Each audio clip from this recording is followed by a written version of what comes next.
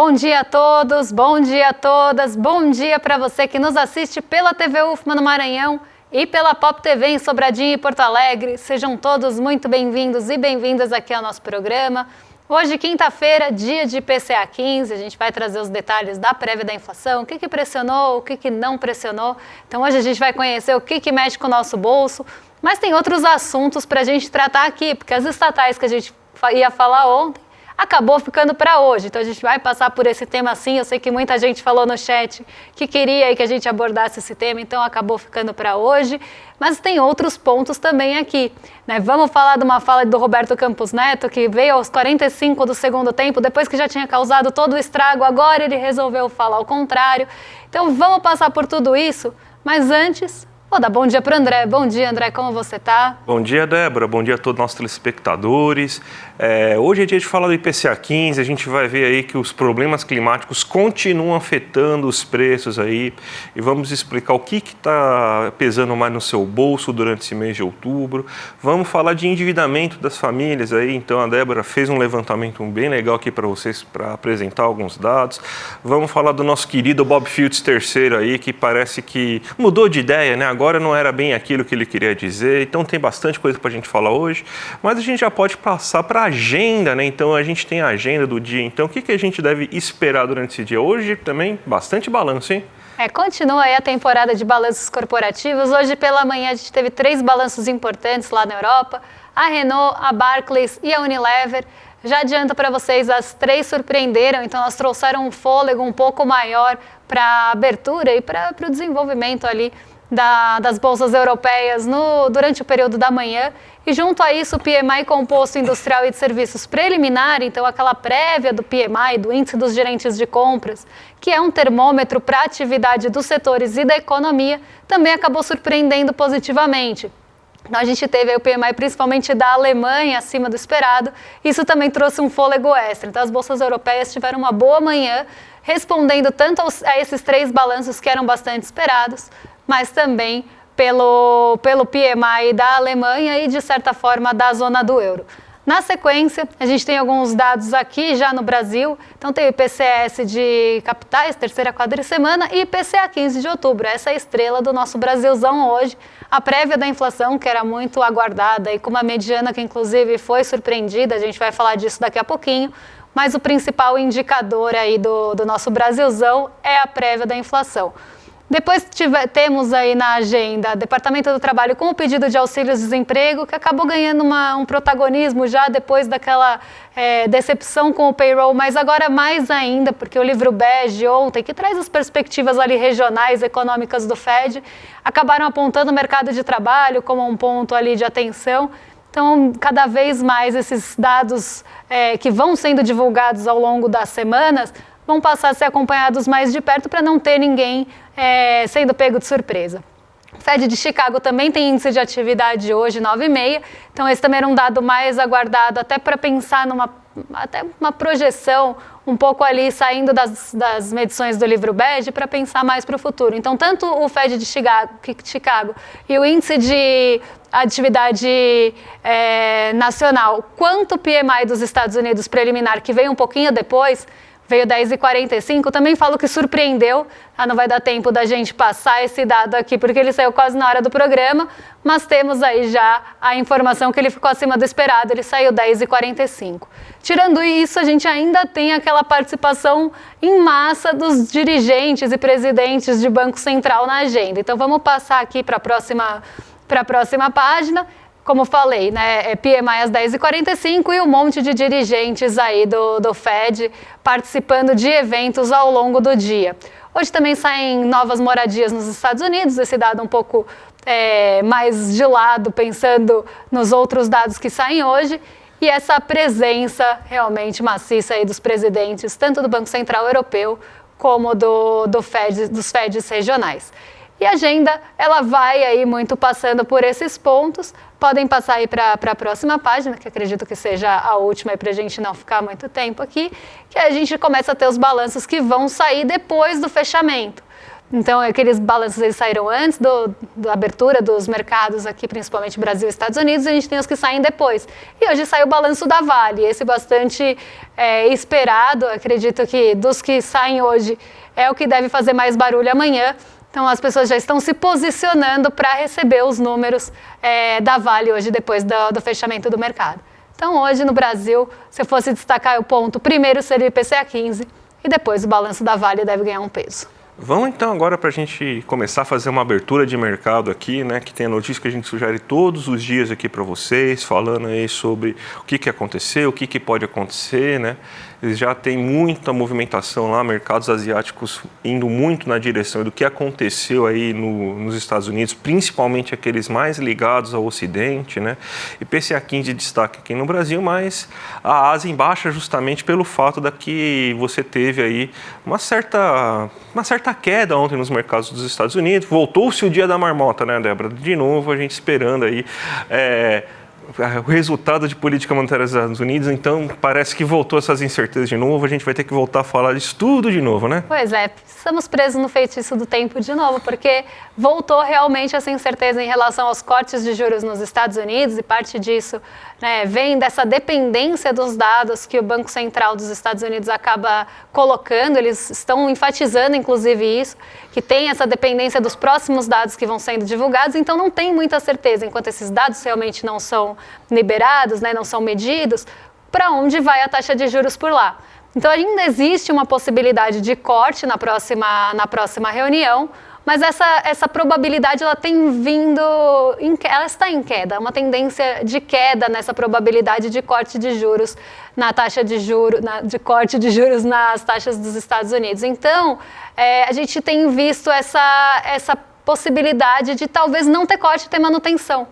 E aí diminuição da probabilidade de corte e aumento da manutenção. E isso está causando uma pressão nos títulos de dívida dos Estados Unidos, nas famosas treasuries.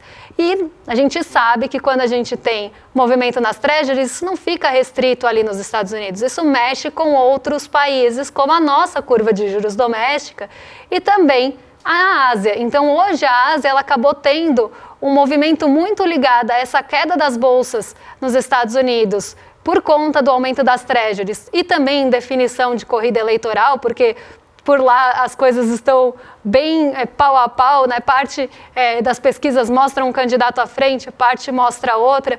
Então a gente tem uma indefinição também na corrida eleitoral dos Estados Unidos e uma indefinição na política monetária. E isso acaba pressionando o rendimento dos títulos de dívida e impactando todo o mercado global de uma forma geral. Então hoje eu vou colocar o Hang Seng, que ontem foi uma exceção, liderou ali a alta nos mercados asiáticos, hoje ele ficou em destaque negativo, justamente porque o Hang Seng é uma bolsa muito intensiva em tecnologia e o setor de tecnologia é muito sensível ao movimento de juros. Então, qualquer descompasso que se tem no mercado de juros, mesmo que seja lá nos Estados Unidos, e começa a ter uma expectativa não de elevação dos juros, porque não é isso que está em pauta, mas nas expectativas para os juros, isso já vai impactar o setor de tecnologia. Então, ontem a gente viu esse movimento acontecer em Nova York e hoje ele chega na Ásia, principalmente aí pelo Hang Seng, respondendo a essa indefinição das taxas de juros. Então, André, sim, voltamos para o dia da marmota, vamos voltar a falar de juros dos Estados Unidos, pelo menos até novembro. Vamos lá, mas vamos agora falar aqui no Brasil, né, que também a inflação é pauta aqui no Brasil hoje, né, principalmente porque a gente teve aí a divulgação do IPCA 15, uma alta de 0,54% em outubro, e o grande vilão da vez aí é a energia elétrica, né? A gente está vivendo aí um problema climático muito grave aqui no Brasil, só não vê quem não quer, né? Quem diria que a gente vai ter que arcar com as consequências de queimadas desenfreadas e para ficar plantando soja, para ficar dando pasto para boi. Então tudo isso aí está cobrando um preço muito alto agora. A gente vai inclusive mostrar para vocês, primeiramente, o que é o que pesou mais no bolso do brasileiro nesse mês aí de outubro, né? Ou seja, entre o dia 15 de setembro e 15 de outubro. E a gente vê aí que a gente tem uma coisa bem interessante para a gente notar, que quando a gente pega aqueles hortifrutis granjeiros e tudo mais, que vinha pressionando muito o preço dos alimentos, eles estão aí em queda, inclusive. Você vê batata inglesa, tomate, cebola. O tomate está ligeiramente em alta, 0,31, mas as hortaliças, as frutas, o próprio feijão e arroz não está subindo muito o preço. O que está subindo o preço? Justamente aquilo que a gente afetou ambientalmente aí, que é onde está a área de estiagem e onde teve as maiores queimadas, que é a parte sul da Amazônia, o centro-oeste e aquele parte que engloba tanto o norte do estado de São Paulo quanto o sul do estado de Minas Gerais. O que você tem lá? Gado, você tem soja, você tem café, e é tudo isso que está crescendo. Café moído aumenta de 4,58%. Carne, disparou o preço da carne. Então, até o pasto lá está difícil para o boi comer lá, então o preço da carne está aumentando porque o boi está ficando mais barato, 4,18%. Leite, 1,49%. Leite e os derivados, né? Aí também vem o queijo. A energia elétrica, porque está numa estiagem, a gente depende muito aí de hidrelétricas e ligou o sistema emergencial, ou seja, a gente tem bandeira tarifária 2, 5,29%. Então, o que causou a inflação esse mês? A crise climática. Então, quem diria que a gente ia ter que pegar as consequências dos nossos atos aí por ter destruído o meio ambiente aí por tanto tempo aí. E agora a gente sente no bolso, né? Finalmente aí a gente vai ter que arcar com suas consequências e só lembrando, né? Não dá para a gente fazer com que a Selic faça chover, melhore o ambiente, resolva a crise climática. Então, mesmo com essa aceleração da inflação, a gente vai até mostrar no próximo gráfico depois aí, não vai resolver em nada aumentar a Selic, né, Débora? Exatamente, porque justamente os pontos que estão pressionando a inflação não têm sensibilidade a juros. Então, é o que a gente sempre fala aqui, vai ficar mais nítido agora quando a gente olhar os grupos, né, de inflação, os grupos de impacto de inflação, a gente vai ver que não tem ali uma sensibilidade. A gente pode baixar a inflação na marra, assim, estrangulando um lado, mas o grande problema vai continuar acontecendo. Então, vamos dar uma olhada nesse gráfico aí com os grupos, né, do IPCA para entender quais foram os vilões aí desse mês de outubro, ou, na verdade, dessa prévia de mês de outubro. Exatamente, vamos lá. O açougue cresceu muito, né? A compra no açougue cresceu 2,79%, já está em 3,74% no acumulado. A feira livre, que foi a grande vilã no primeiro semestre, que você teve problema nas hortaliças, batata, cebola, cenoura, frutas, está caindo de novo. Então a gente já chegou quase a 20% aí de acumulado em 12 meses da feira livre. Agora o acumulado já reduziu bastante, está em 5,44% e uma nova queda, 2,12% do preço da feira livre agora nesse mercado. O que subiu bastante também foi o mercado, porque no mercado a gente encontra outros produtos que também são industrializados e que sofreram bastante aí com o preço da alta de alguns bens, como leite, como, por exemplo, farinha de milho. Então, você tem todos esses produtos e isso impactou bastante o mercado, que agora já está no acumulado de 6% e 1,32% aí nesse mês. Então, a gente vê que o problema está justamente aqui. O boleto, mesmo com a pressão muito grande que a gente teve da energia elétrica, no total não subiu tanto.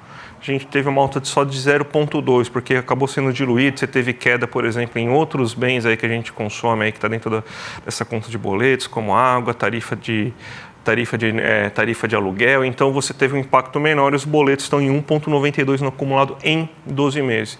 E aqui é o que eu sempre gosto de falar aqui, que é a questão do lazer, que lembra muito a questão do preço de serviço, que é aqui que a taxa Selic atua. Então você vê que ela subiu só 0,22% nesse mês. Então é uma subida bem leve do preço do serviço. Então bares, restaurantes, cabeleireiro, manicure, você ir num cinema. Então subiu 0,22% e está em 4,86%. Se for mexer na Selic, a gente vai fazer o quê? A gente vai reduzir isso, que é o lazer. É o único ponto sensível aqui para a Selic é esse, o lazer, que vai baixar em 0,22%, então você vai ter essa queda aí, vai cair aqui, que lembrando que isso aqui, esse lazer, a inflação desse ponto lazer, é o que? É renda das pessoas que trabalham no lazer, é o salário do garçom, é o salário do dono do bar, é o salário do do dono do mercadinho, é o salário aí do cabeleireiro, é o salário da manicure. Então é o salário dessas pessoas que vai ser afetado. Então, mexer na Selic vai ferrar vocês aí que trabalham com lazer. Mas vai fazer o boi engordar? Não, o boi não vai engordar porque aumentou a Selic. Vai fazer com que o preço do óleo de soja reduza? Não, porque ele não tem a capacidade de aumentar a produção de óleo de soja que está sendo afetada pelas queimadas.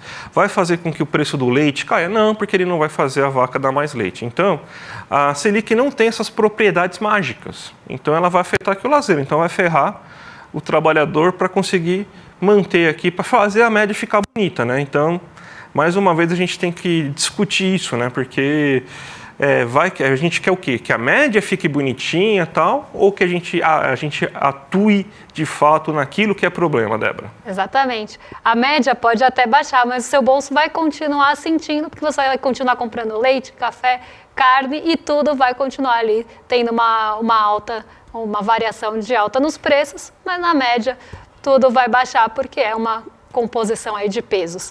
Mas vamos continuar aqui num assunto que mexe com o nosso bolso e mexe também bastante com o bolso, principalmente dos brasileiros endividados, porque o Banco Central soltou um estudo ontem falando do número de endividados de risco no Brasil, que era de 15 milhões em 2023. Então, esse estudo é relativo ao ano passado, mas um ponto aí importante, um ponto de atenção, porque esse estudo trouxe ali essa explicação do que é esse endividamento de risco, que na verdade acaba sendo como um caminho para o superendividamento. Antes da pessoa chegar no superendividamento, ela começa a apresentar esse endividamento de risco. E hoje 14% da população tem, tomadora de crédito, claro, então entre os tomadores de crédito, 14% dessa população tomadora de crédito está nesse caminho do endividamento de risco e de um possível superendividamento. E aí tem um estudo interessante, o estudo mostra as variáveis utilizadas para essa avaliação e para chegar a esse ponto do endividamento. Então, o que é? A renda disponível mensal após o pagamento de serviço da dívida abaixo da linha da pobreza. Então, depois que você tem ali o pagamento dos juros e da dívida, você tem uma renda que te coloca abaixo da linha da pobreza.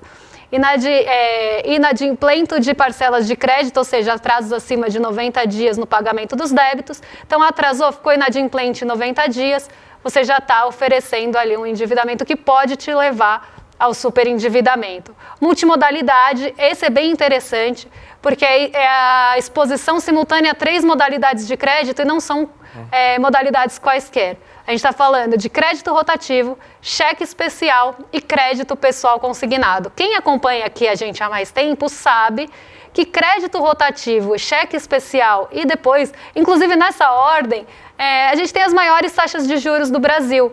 E é porque o brasileiro é inadimplente? Não, não é porque o brasileiro é inadimplente. Essas taxas, elas são impagáveis.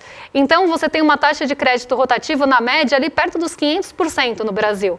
Se ela está na média perto dos 500%, vocês podem apostar, apostar não, porque aí, não, mas vocês podem conferir que se vocês forem lá no Banco Central, vocês vão ver que tem taxa perto de 1000%.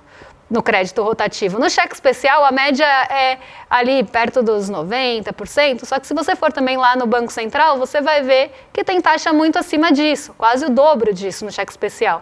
Cheque especial é aquele uso emergencial da conta. E o crédito pessoal sem consignado também tem uma taxa bem alta aqui no Brasil. Então, são 3 modalidades muito caras e a pessoa que está nesse caminho do superendividamento, ela tem exposição às 3 ao mesmo tempo. Então, ela tem dívida do rotativo, de cheque especial e crédito pessoal sem consignação.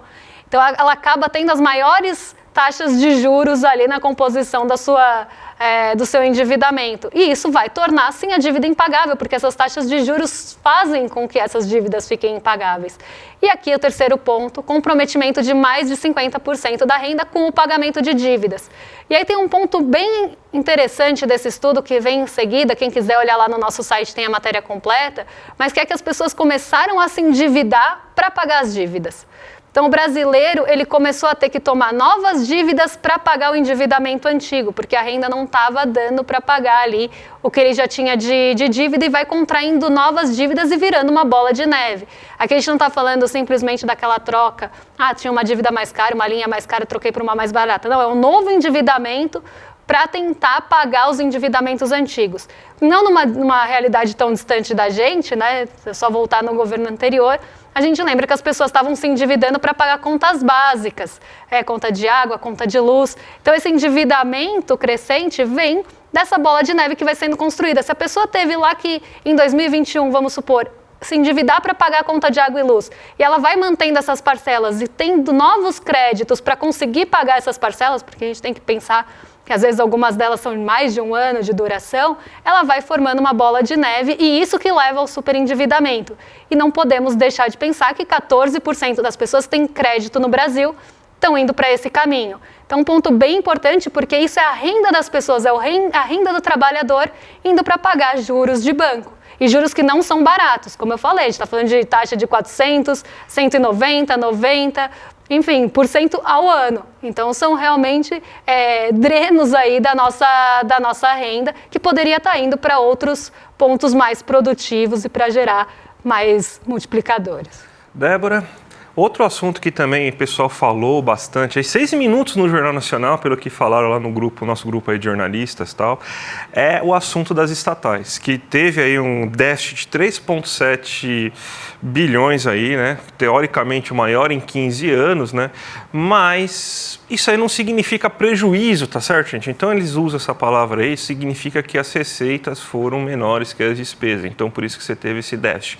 E da onde está vindo esse déficit agora no momento? Porque a Petrobras e as outras estatais estão investindo. A gente parou de ter empresas estatais que simplesmente pagam lucro para os acionistas, não fazem nada, tem dinheiro injetado e fica parado esse dinheiro lá sem acontecer nada aí. O que está acontecendo agora é que essas empresas, principalmente a Petrobras, voltaram a investir. E investir custa dinheiro. Então, você acha que quando uma empresa investe, ela vai ter superávit sempre? Não, boa parte das vezes, quando a empresa investe, ela vai ter déficit justamente para conseguir melhores retornos futuros. Então, as estatais estão investindo agora nesse momento. Então, a primeira coisa que a gente tem que falar é tirar essa ideia aí de que, nossa, só porque voltou o PT agora, as Petrobras as empresas estatais voltaram a ser cabides de emprego, voltaram a ser daquela maneira lá ineficiente. Não, elas estão investindo. O que uma empresa estatal deveria justamente fazer, investir para melhorar a qualidade do serviço que ela presta para vocês. Mas parece que aqui no Brasil é proibido investir, né? Então, primeiro falar, o Brasil é um país que não tem investimento. Aí uma estatal investe. Não, mas como assim? Vai investir? E é o dinheiro nosso aí, então, Débora. É essa loucura, né? Basicamente não pode investir, é sempre negativo. Eles querem vender isso aí para uma estatal, provavelmente, né? Exatamente. E aí a gente tem que lembrar um ponto, né? Se a empresa estatal ela está investindo, parte daquele lucro ou do que ela tem acumulado ali vai para investimento. Então, você está deixando ali, né, de ter esse lucro nesse momento para reinvestir, para tentar melhorar as suas condições para o futuro, ter uma sustentabilidade melhor também nos seus lucros. Então, você está abrindo mão no hoje para tentar pensar ali no futuro. E muito do mercado também deixa isso de lado. E a gente não pode deixar de comentar a influência que o mercado financeiro tem nas notícias. Então não me espanta nada essa coisa do déficit, até para criar na cabeça das pessoas uma ideia negativa, né? Porque quando coloca o déficit ali, a pessoa vai pensar, poxa, está indo mal a empresa. Mas não, ela está pegando parte desse lucro e reinvestindo. Só que isso não interessa para quem é acionista, para quem recebe dividendos. A pessoa quer cada vez mais dividendos, mesmo que isso seja prejudicial para ela no futuro.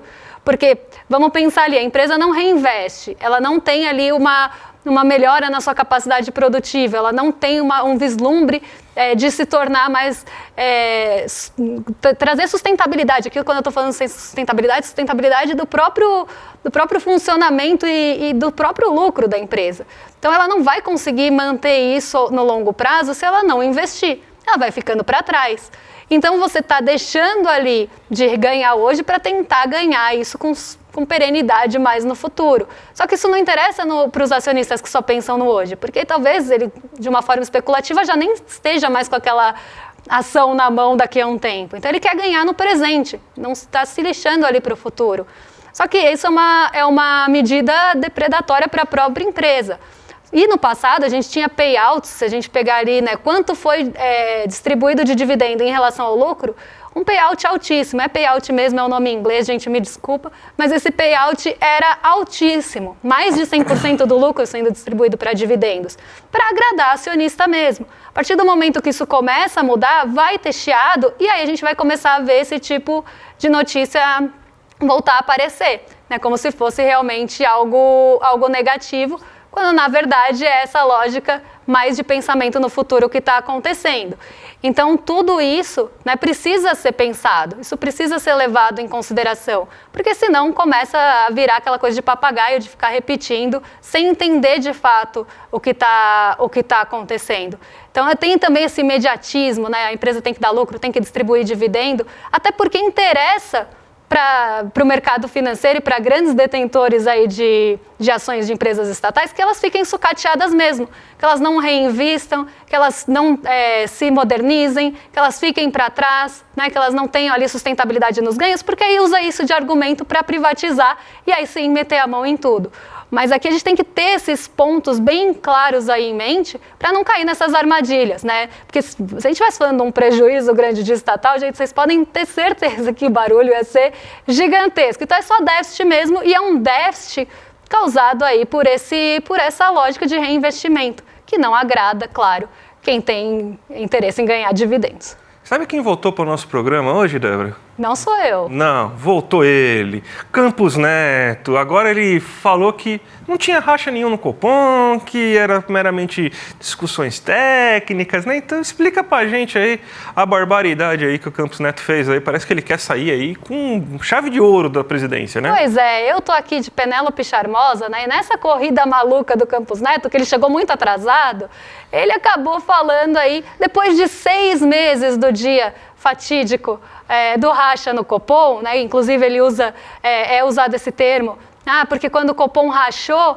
não foi questão política, mas isso foi noticiado em massa. Sempre que eu vi uma notícia sobre o racha do Copom, e isso elevou o câmbio, isso fez com que as expectativas de juros futuros subissem. Foi ali para quem lembra, logo depois do dia 9 de maio, a gente começa a ter um câmbio em alta, né? E aí eu estou falando do dólar em alta, e uma alta nas expectativas de juros dia após dia, que era o mercado realmente apostando aqui contra o Brasil, né, se posicionando contra o Brasil, porque acreditava que na figura do Gabriel Galípolo vinha um bicho-papão que não ia perseguir meta de inflação, só porque ele votou com parte do colegiado mais novo, do Copom, e tudo isso foi colocado, grupo A e grupo B. O grupo antigo e o grupo novo, e foi colocado um caráter político nessa divisão, quando na verdade o grupo novo estava basicamente respeitando o guidance, que é tipo uma sinalização do que ia acontecer na próxima reunião, e o restante não respeitou essa sinalização, essa discussão que tinha tido previamente. E aí o Campos Neto teve todas as possibilidades de falar que não foi um racha político, que foi um racha técnico, mas ele nunca falou.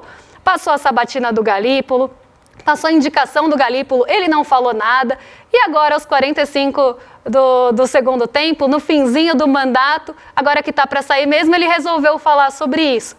Teve todas as oportunidades de quando a mídia e as notícias estavam todas apontando para isso, e o mercado financeiro estava um caos, inclusive, para quem lembra, Roberto Campos Neto colocou várias pulguinhas atrás da orelha do mercado financeiro falando que tinha muita divergência no Copom, que tinha que tomar cuidado com isso, que isso era o principal ponto aí que ele estava olhando, que tinha muita divergência.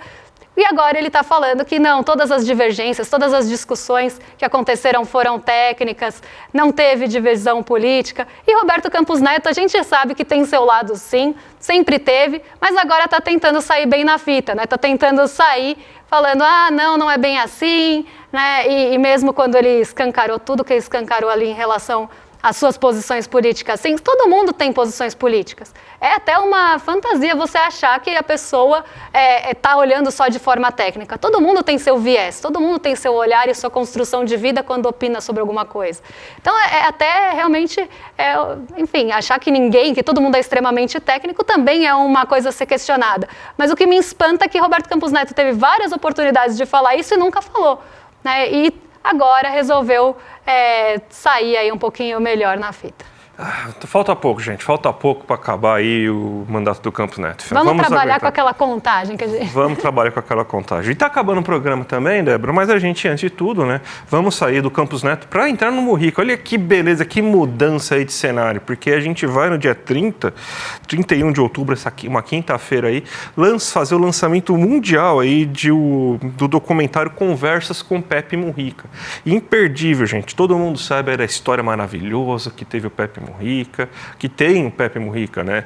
Ele foi presidente do Uruguai, importante por diversos avanços sociais na sociedade uruguaia, uma referência para a esquerda latino-americana, e vai ter aqui no dia 31 de outubro, essa quinta-feira, esse grande aí evento aí para contar toda essa história aí, esse documentário maravilhoso aí sobre essa figura. Então, gente, se inscreve aqui pelo link iclmercado.com.br que vai ser imperdível. Daí você já vai lá, o sininho fica ativado, você não esquece aí de ver isso aí nessa quinta-feira, na próxima quinta-feira, tá certo, gente? E vamos entregar agora para o nosso pessoal do rolê, né, Débora? Exatamente, sai do Mujica, vai pro rolê. Então agora vocês ficam com a Gabriela Varela e com o Guga Noblar no Rolê CL até meio-dia e meia, então das 11h30 meio-dia e meia.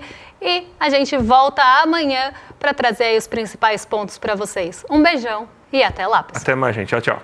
Num momento onde a extrema-direita ganha tanta força no mundo inteiro e os métodos da esquerda para poder se aproximar das pessoas e para poder se comunicar com as pessoas é tão questionado, uma liderança se torna fundamental. Pepe Mujica, ele que, enquanto presidente da República, doava a maior parte do seu salário, ia trabalhar com seu Fusca 1987 e deixou a presidência para voltar a morar na sua chácara, dirigindo o seu trator, adotando uma vida austera, uma vida que para muitas pessoas é inspiradora num mundo que vive tanto em função do consumismo. A obra produzida pelo escritor Fabián Restivo, chamada Conversas com Pepe Mujica, vai ser exibida com exclusividade no lançamento mundial pelo ICL no dia 31 de outubro, às 8 horas da noite. Ninguém pode perder esse momento. Dia 31 de outubro a gente está junto, assistindo Conversas com Pepe Mujica, às 8 horas da noite.